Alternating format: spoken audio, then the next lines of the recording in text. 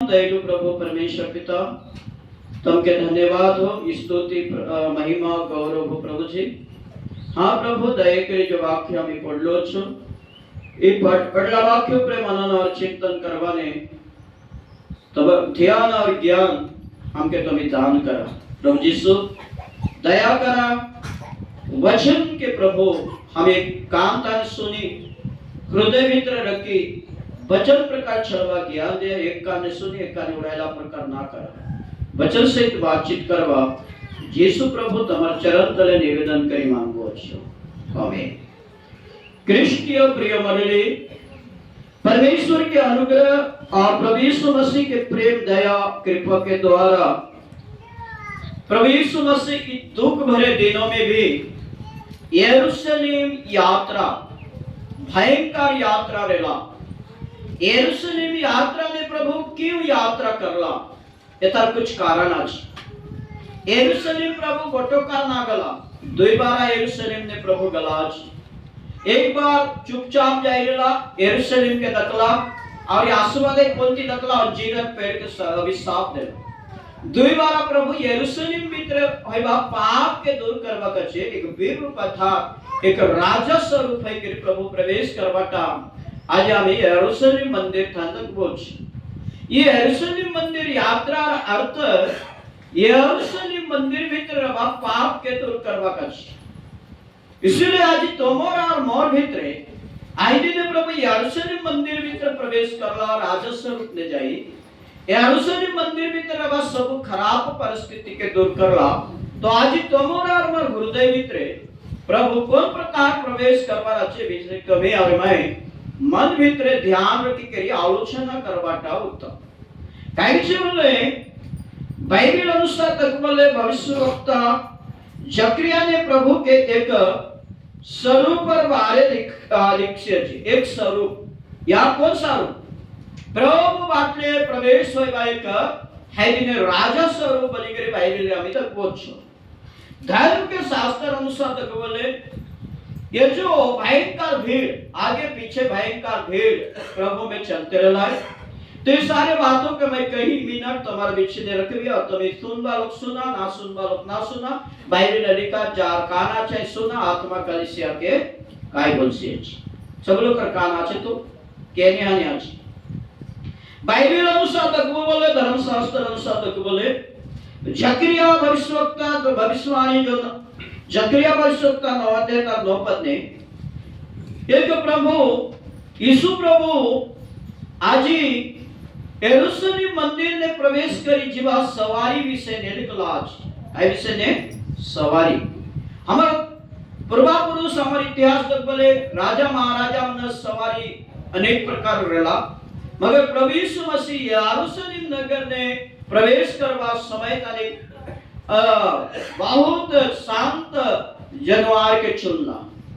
अरे शांत जानवर के चुनसी बलि करी कौन भविष्यवाणी करेला जकरिया भविष्यवक्ता। कौन भविष्यवाणी करेला जकरिया भविष्यवक्ता कि यीशु प्रभु जब यरूशलेम में प्रवेश करसी है एक गदी बच्चा ऊपर चेकी करी प्रवेश करसी बोलवाटा जकरिया भविष्यवाणी करला भविष्यवक्ता गोर यीशु प्रभु जो दिन यरूशलेम ने प्रवेश करला ये मत्ती रची सुसमाचार लूका यूहन्ना मरकुस सबूता लिखा छे ये चारों सुसमाचार थाने भविष्यवाणी पूरा होइला काय होइला पूरा होइला कि यीशु प्रभु जब जगत ने आसला समय थाने यीशु प्रभु यरूशलेम प्रवेश करवा समय थाने ये जैतून पहाड़ तक लगे पहुंचलार बाद ने बेतपेगा बोलवा गांव थाने पटाई करी ये बेतपेगा बोलवा गांव थाने सड़ाकर किनारे रे बा गदीर बच्चा के खोली करी यीशु प्रभु लगे नहीं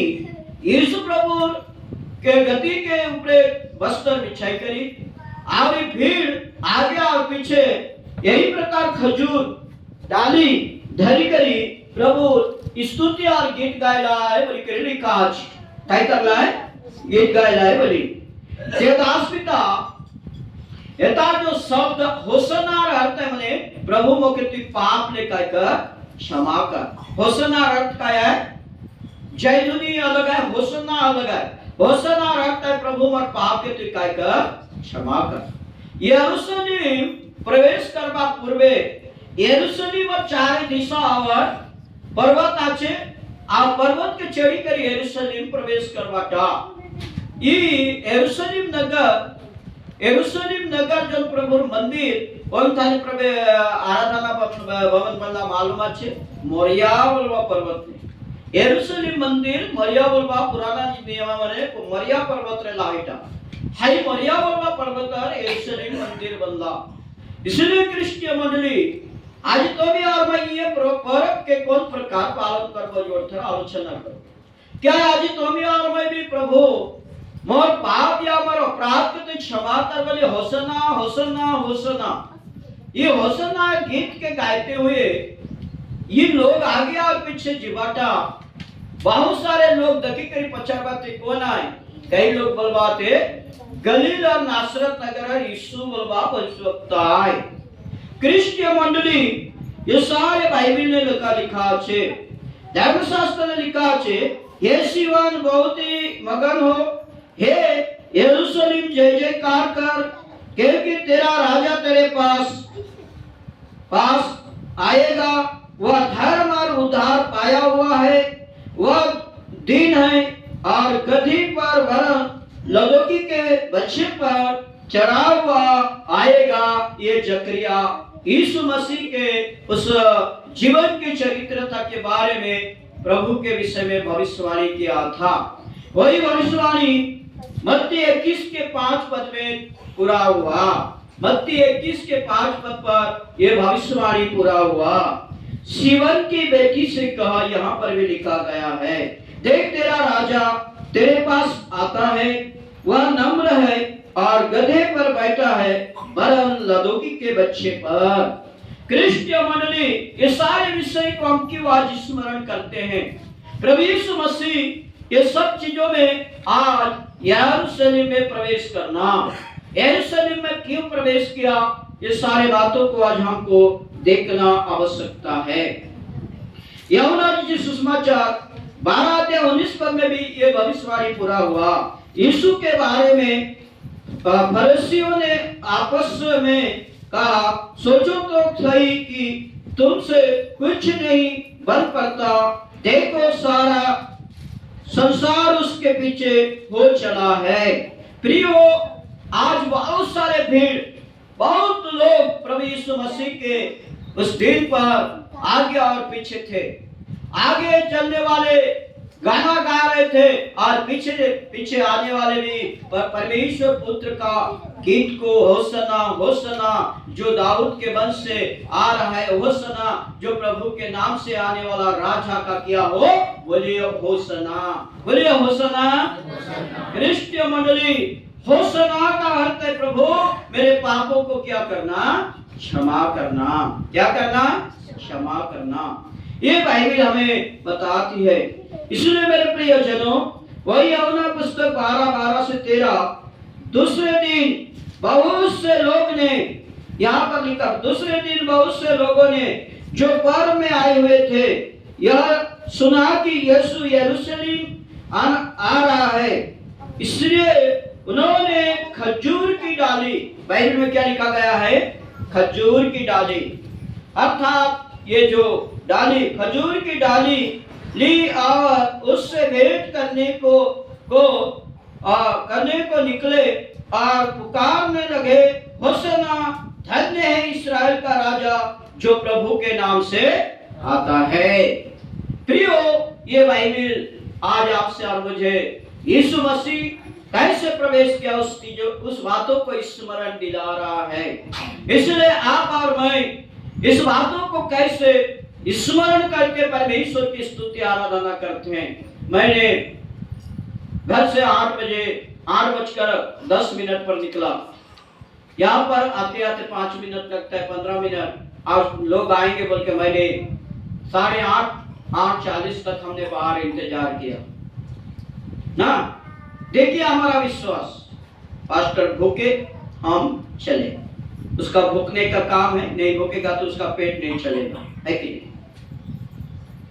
प्रियजनों हमारे अंदर भय होना है भक्ति होना है विश्वास होना है प्रभु का पहले स्थान देना हमारा कर्तव्य है, हम मसीह को जानते हैं, नहीं तो हम भी क्या होंगे किसी को पता नहीं। इसलिए मैंने आपको बता दिया है, यूहन्ना 5:25 से पढ़िए, घर में जाके कभी भी आपको फुर्सत मिलेगा तो ध्यान से पढ़िए, यहाँ मत पढ़िए। और दानियल 2 का उसका 12 पद को पढ़िए, घर में पढ़िए। आपका कर्म, आपका धर्म, आपका सब वहां पर लिखा गया है। कब होगा क्या होगा आप पढ़ने के बाद आपको मालूम पड़ेगा। यदि नहीं पढ़ेगा तो आप ईसाई नबी की उस पुस्तक के समान पढ़ते तो है मगर समझते नहीं, सुनते तो है मगर इसके कानों में बैठता नहीं, देखते मगर इन्हें अच्छा सूझता नहीं, ऐसे हो जाएंगे। नहीं पढ़ने आप समझने से। क्रिश्चियन मंडली, इसलिए परमेश्वर यीशु मसीह यरूशलेम यात्रा, ये यरूशलेम यात्रा भयंकर था। ये यरूशलेम यात्रा कब हुआ? प्रभु ये 40 दिन के अंतिम सप्ताह में प्रभु ये यरूशलेम यात्रा किया। इसलिए परमेश्वर को हम धन्यवाद दें कि आज प्रभु यीशु मसीह इस सप्ताह सारा भयंकर परिस्थिति में अपना जीवन को बिताता है। तो ये सारे बातों को हम बाइबल से देख रहे हैं, धर्म के शास्त्र के अनुसार।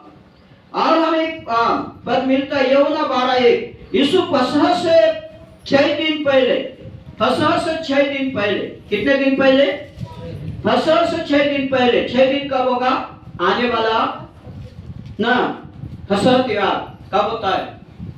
आने वाले रविवार के दिन, मतलब बुधवार। ये जो फसह से 6 दिन पहले यीशु मसीह कहां प्रवेश किया? यरूशलेम में प्रवेश किया। कहां प्रवेश किया?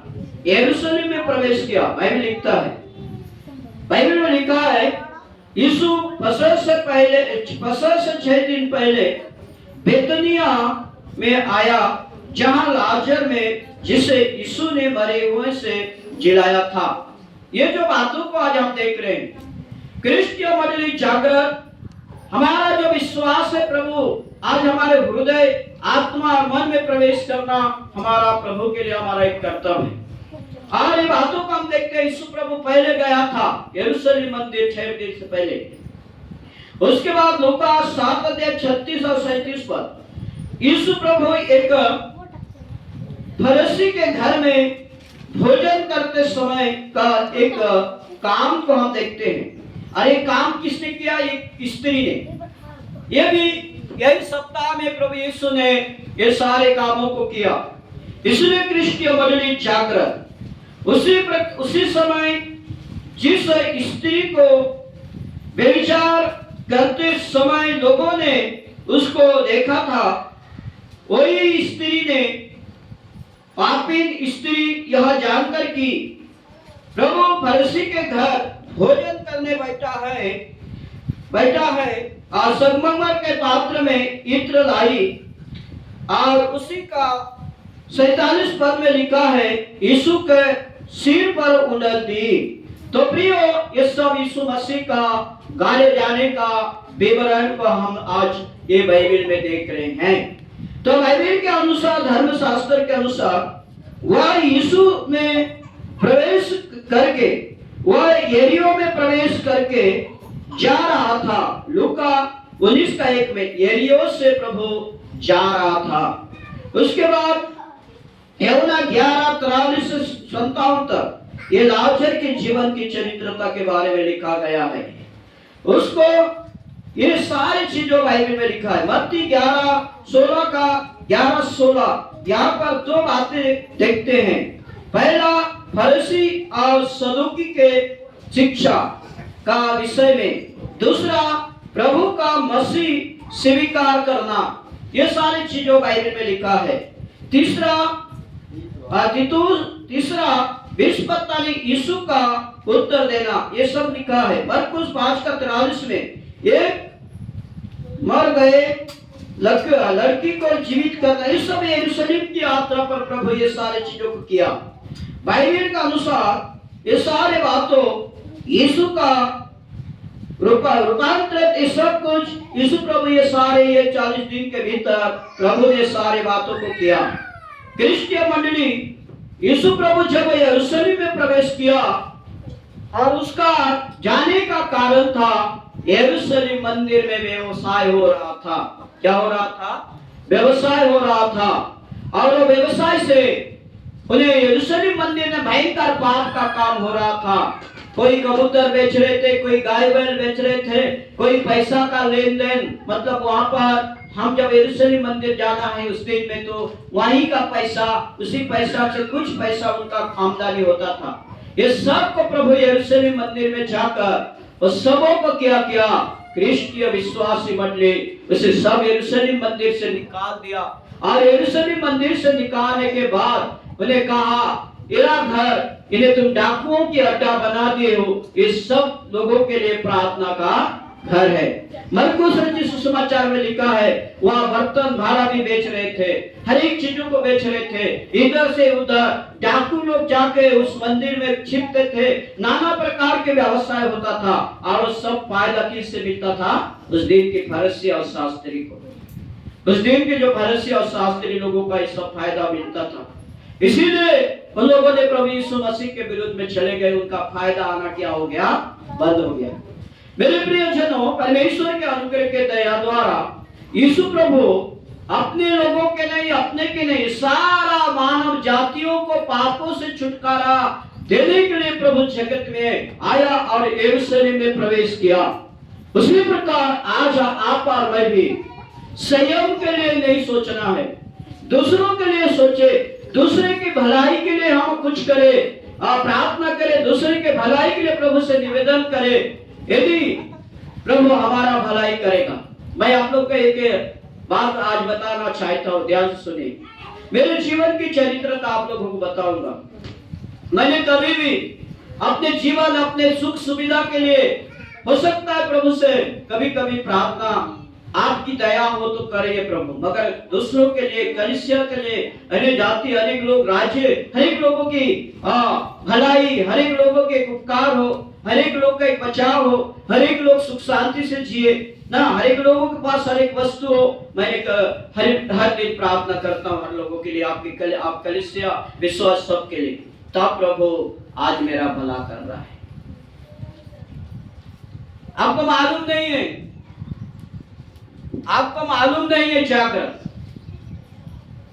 हम अपना ही भलाई सोचेंगे तो दूसरे को नहीं, दूसरे के विरोध में जाएंगे तो प्रभु कभी भी हमारा भलाई नहीं करेगा। दूसरे के विरोध में जाएंगे, दूसरे के कोट कपट में जाएंगे तो प्रभु हमारा भलाई नहीं करेगा। लिखा है ना, जिस नाप से तुम नापोगे उसी नापों से तुम्हारा लिए भी नापा जाएगा। बाइबल में लिखा है, जिस नाम से तुम दूसरों का बुराई करूंगा तो मेरा बुराई प्रभु करेगा। दूसरों के घटी के लिए सोचूंगा तो मेरा घटी कौन करेगा, प्रभु करेगा। मेरे प्रियजनों, यीशु मसीह जब यरूशलेम में प्रवेश किया, वो सारा यरूशलेम के लोगों के लिए नहीं था, वो सारा विश्व के लोगों के लिए क्या था, उपकार के लिए, भलाई के लिए। तब आज हम प्रभु यीशु मसीह के विश्वास करते हैं कि वो हमारा पापों का उपकार किया, पाप का उद्धार किया, पाप का क्या किया, क्रिस्तीय मंडली आज हमें मुक्ति दिया। क्योंकि यरूशलेम मंदिर में जो कार्य हो रहा था, उस कार्य को प्रभु जाकर उसे शुद्ध किया, पवित्र किया, निर्मल किया, और वहां पर जो भी काम हो रहा था उसे बाहर कर दिया और लोगों से कहा, ये मेरा पिता का घर है, और एक घर सब जाति के लोगों के लिए क्या घर है, आराधना, उपासना और प्रार्थना करने का घर है। तो इसलिए आज इस मंदिर के लिए भी आपको सोचना है, इस मंदिर के विषय में भी आपको सोचना है कि प्रभु का मंदिर है, यहाँ पर क्या क्या चीज की आवश्यकता है ना, उसके लिए भी सोचना है। प्रियो, जब प्रभु के मंदिर, प्रभु के लोगों के लिए हम सोचेंगे तो प्रभु हमारा लिए सोचेगा। इसलिए जागृत मेरे प्रिय, बाइबल के अनुसार, धर्म के शास्त्र के अनुसार यीशु मसीह जब यरूशलेम में प्रवेश किया तो ये सारे बात लिखा है। उसको मार डालने के लिए फरीसी लोग ने क्या क्या षड्यंत्र किया, ये सारा विषय लिखा है। यीशु प्रभु ये सब विषय में लिखा गया है। और गधी के बच्चे के ऊपर बैठना, ये विषय में हम कुछ देर सुनना।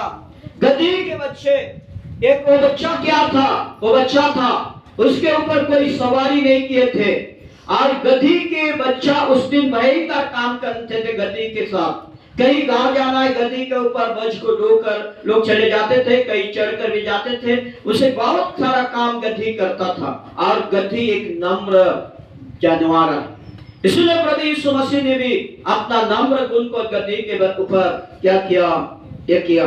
क्योंकि गधी, इस सारे गधी का काम क्या था, ये दूसरा सामुएल 16 का 1-3 में लिखा है, गधी पर बोझ लादा हुआ लोग ले जाते थे। न्याय की पुस्तक 15 लिखा है, सिमसन भी एक गधी का हाड़ को लेकर लोगों के साथ युद्ध किया। लूका 2 उसका 5 तक मरियम और यीशु भी वो गधी के साथ यीशु मसीह के जन्म के दिनों पर यरूशलेम में प्रवेश किए।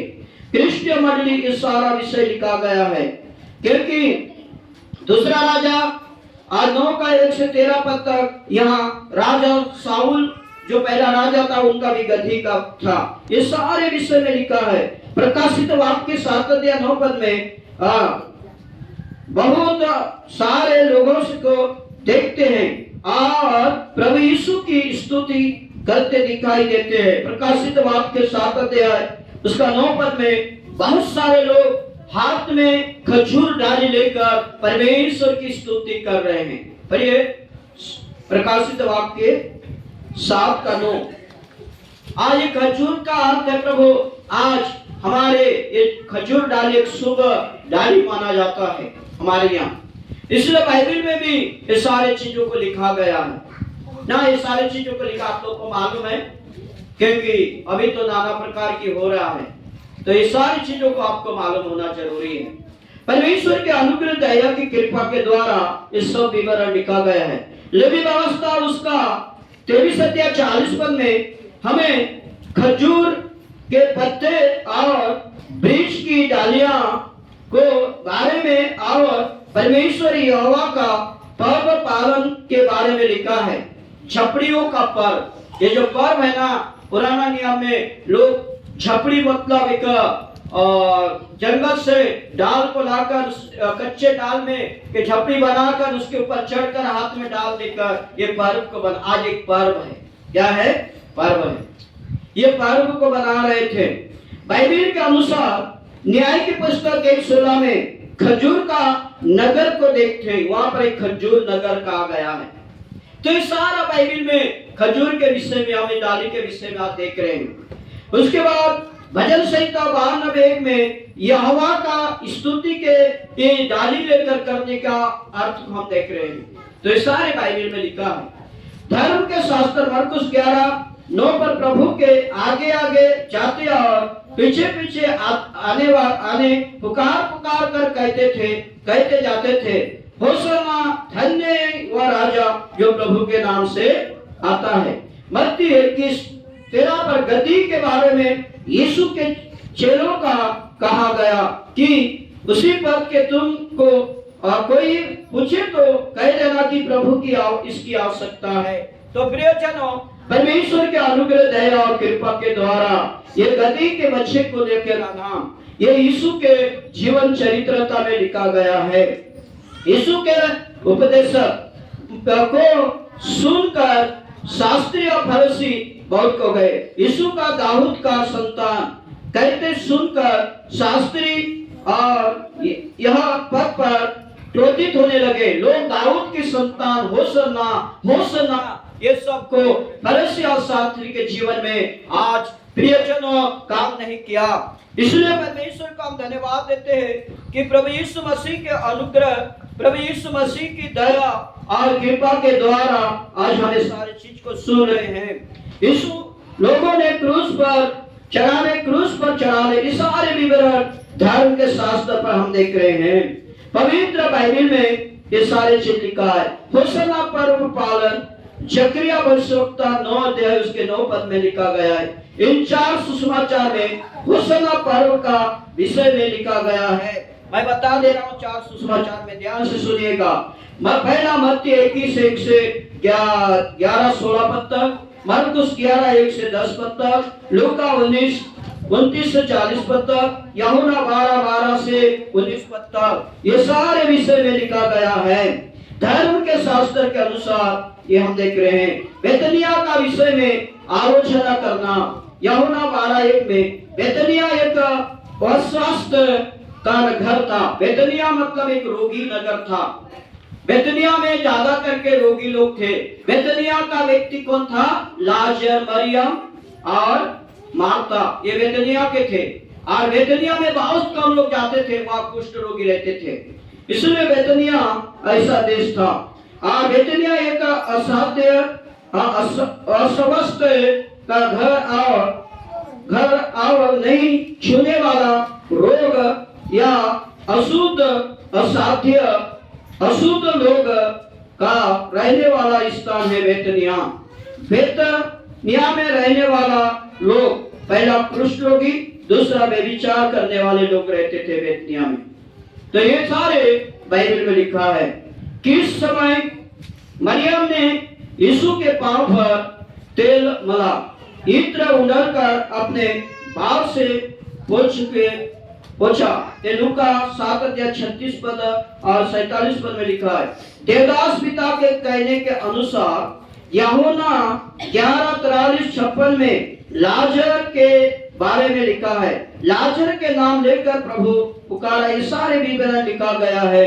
इसलिए प्रियजनों, हम परमेश्वर को धन्यवाद दे।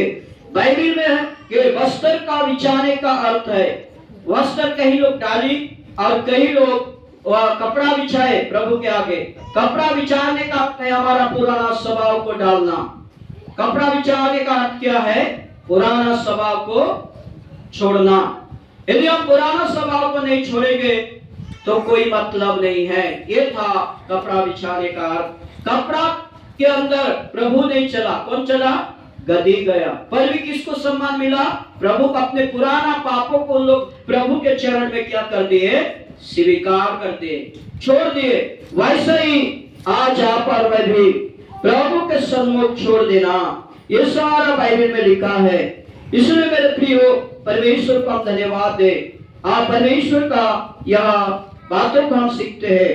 पहला विश्वास, दूसरा अविश्वास। देवदास पिता के अनुसार बंधन के बारे में, पाप बंधन, जाति बंधन, गर्भ बंधन, विवाह बंधन और अन्याय का बंधन, इन सब से हमें लोगों को बचाना है। इस सब चीजों से लोगों को बचाना है। रास्ता में वस्त्र बिछाने का विषय, निर्गमन पुस्तक 22:21 पर बिलाम और उनकी गधी। बिलाम भोर को उठा और अपनी गधी पर काठी बांधकर मोआब के राजा के पास जाना। समूएल 7:9 रथोने वाला गधी, ये सारी चीज बाइबल में लिखा है। धर्म के शास्त्र अनुसार प्रियो, आज वस्त्र बिछाने का अर्थ देवदास पिता और इस बातों को कहता है कि यदि के चलने के रास्ता में, यहूदी लोग चलने के रास्ता में आज वस्त्र बिछाने का कारण, वस्त्र क्यों बिछाया गया? पुराना स्वभाव, पुराना जीवन को दर्शाता है। पुराना स्वभाव और पुराना जीवन को दर्शाने के लिए यह वस्त्र बिछाया गया। वस्त्र बिछाने का तात्पर्य मतलब नियम। पहला राजा उसका दूसरा राजा 9:1-13 पद में लिखा गया है। और अभिषिक्त हुए व्यक्ति या राज्य पदाधिकारी या एक अभिषिक्त हुए व्यक्ति के चलने के समय लोग कपड़े बिछाते थे। एक महान व्यक्ति को स्वागत करने के लिए रास्ता में कपड़ा बिछाया जाता था। यीशु प्रभु उस दिन क्या था? एक महान राजा, इसलिए वस्त्र को बिछाया गया। और अभिषेक हुए व्यक्ति का ही उस वस्त्र के ऊपर चलने का अधिकार है। देखिए, ये सारे बाइबल में लिखा है। इस्राएल का राजा करके कहना मतलब खजूर की डालियां पवित्र को दर्शाता है। खजूर का डाली किसको दर्शाता है? पवित्रता को। इसलिए जागृत, ये सारे बाइबल में लिखा गया है। प्रकाशित 7:9 में लिखा है, सफेद वस्त्र पहने और हाथों में खजूर की डालियां यो आनंद का स्तुति गीत गाना दिखाई दे रहा है। ये है खजूर रविवार की आज की आराधना प्रार्थना। क्रिस्टीय मंडली ये सारे विवरण में बाइबल में लिखा गया है। यूहन्ना 12:13 में इसलिए उन्होंने खजूर की डालियां ली और उससे भेंट करने को निकले और पुकारने लगे, होसन्ना, धन्य है इस्राएल का राजा प्रभु के नाम से आता है। लेवी व्यवस्था 23:43 इसराइलियों को इलाद दिलाने के लिए मिस्र देश से निकल कर ला रहा था, तब उन्होंने उनको झोपड़ियों में टिकाया था, अर्थात पर न्याय 1:16 में ये सारा चीज लिखा गया है। दो मुख्य दल के विषय में पहला यहाँ पर लिखा गया है भूख से तृप्त, पहला भूख से तृप्त करता और दूसरा रोग से प्रभु लोगों को चंगाई करता था। पहला लोगों का भूख से प्रभु ने तृप्त करता था और दूसरा प्रभु लोगों से बीमार से चंगाई देता था। इसलिए भीड़ प्रभु के आगे और पीछे लगे हुए थे।